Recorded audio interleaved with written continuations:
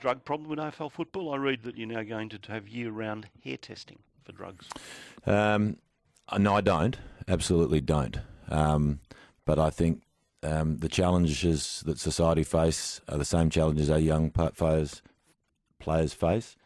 And I think that given their visibility and the fact that they are role models and they have responsibilities and they are under unusual pressure in that context.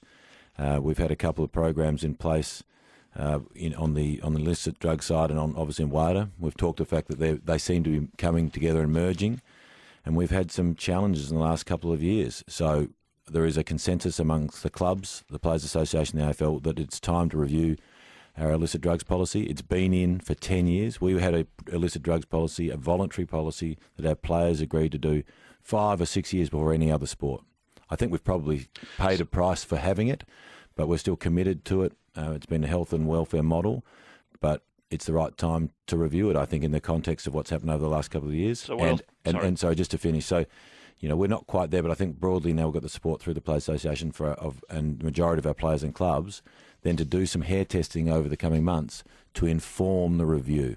And that's what it's about. And are you also reviewing the 3 strikes policy?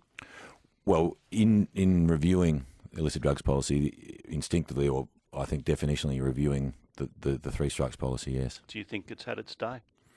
Could it be 2 strikes? It could be a number of things, but a lot of people have different views about where it should go. The point of the review is to look at all of that, and I'm not going to say, I'm not going to preempt where it's going to go because everyone has to have their say and view, and then if it changes, we'll see where it goes. I really told me a few weeks ago that the number of players testing positive had increased. Margin was 3% or something, marginally. Is that the reason for the review?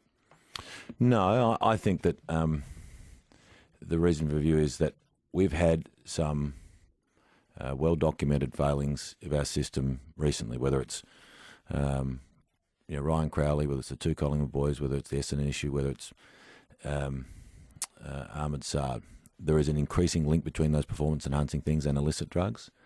There is other evidence, whether it's what we hear from the police, the community, others from our clubs, that there's an increasing challenge for our playing group, and it feels time in the context of all that time to review it, in the context of all that stuff to review our policy. So all parts of the policy up for review?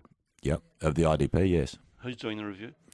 There will be the Players Association. Mark Evans will lead our end. We've got 5 club CEOs, and they'll speak to all the relevant parties. Okay. What about the WADA decision to appeal this week? What was your immediate reaction when you heard it?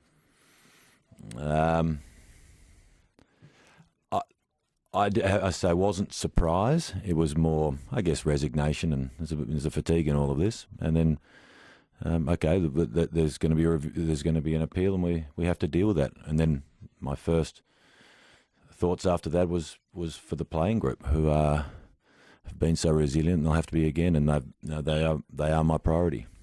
You'll have to have contingency plans in place in case they're all rubbed out. Yeah. It's a long way to go. We've obviously had all of that work's been done historically. It's more now navigating a long process.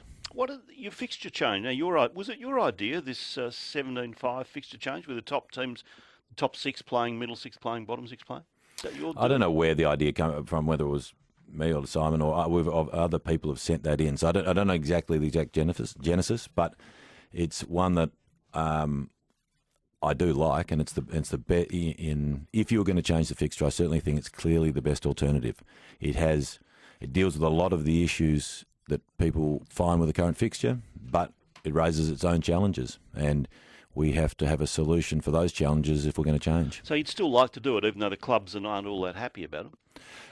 I think that it's. I'm not pushing it, but we're not stepping away after yesterday. We have to solve the challenges the clubs have raised, and have to bring everyone with us. It does solve a couple of the big deficiencies in our current fixture, but it raises its own. And it's interesting, I think, talking about it in the moment when everyone's really happy with the season this season, the fixture feels really competitive, the games have been, it's been a good season of footy, so it doesn't feel like there's a platform for change at the moment, but we know that ebbs and flows.